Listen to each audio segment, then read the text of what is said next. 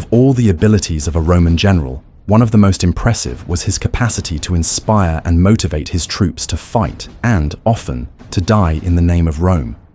To achieve that, they relied on one main strategy: a powerful speech. The speech of a general or emperor was one of the most striking moments within the army and was called, in Latin, an adlocutio. The adlocutio served to display the leader's power, strengthen the soldiers' morale, and reinforce the bond between them and Rome, as well as prepare everyone for what was to come, especially before battles. This speech was a public ceremony that symbolized the commander's authority. By speaking to his soldiers, the leader showed that he was in control and kept the army's confidence. A well-crafted speech could mean the difference between victory and defeat, for it not only prepared the soldiers mentally for the challenges ahead, but also inspired them to fight with greater courage and loyalty. Julius Caesar was one of the most famous leaders for using speeches as part of his command. He delivered speeches in several campaigns, especially during the Gallic War. On some occasions, Caesar delivered speeches that, besides motivating the troops, reiterated the purpose of the campaigns, often appealing to patriotism and the desire for conquest. In Vesontio, while preparing to face the Germanic chieftain Ariovistus, Caesar realized that rumors about the Germans' numerical superiority were undermining his troops' morale. Many soldiers began to doubt the battle's feasibility, wondering whether it would be worth engaging them. To restore confidence, Caesar gave a decisive speech. He declared that, even if no other legion followed him, he would confront Ariovistus with his loyal 10th Legion. Those firm, defiant words not only renewed the spirit of the 10th Legion, but also motivated the other legions, who feared being seen as cowards, to ready themselves for battle. Another example of a great speech occurred during one of General Germanicus's campaigns in Germania, when his troops began to rebel after the death of Augustus. The situation grew so tense that some soldiers even threatened to kill Germanicus, his wife Agrippina, and their son Caligula.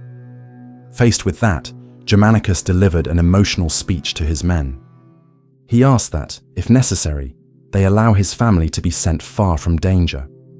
Appealing to loyalty and duty to Rome, he urged the soldiers to uphold honor and discipline. That moment, described by Tacitus, proved decisive. Moved by Germanicus's tears, the soldiers calmed down and, instead of continuing the revolt, chose to restore discipline on their own, dealing internally with the rebel leaders.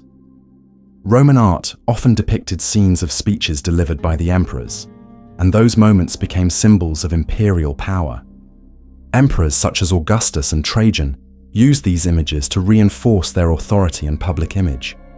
One of the most famous representations of an adlocutio can be seen on Trajan's Column, which commemorates Emperor Trajan's victories in Dacia, an area that is today Romania.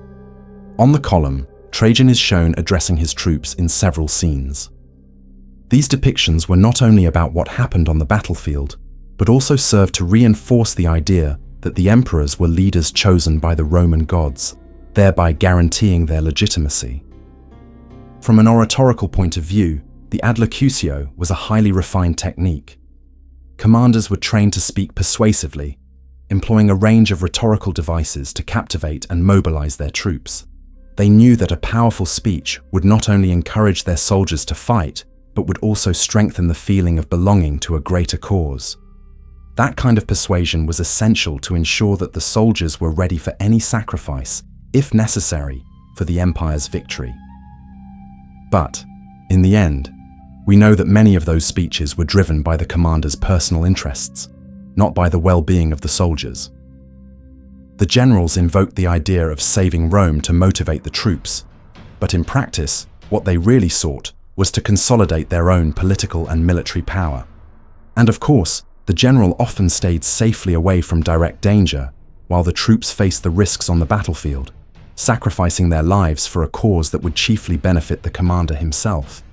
So what do you think in the comments? And if you enjoyed this video, leave a like and subscribe.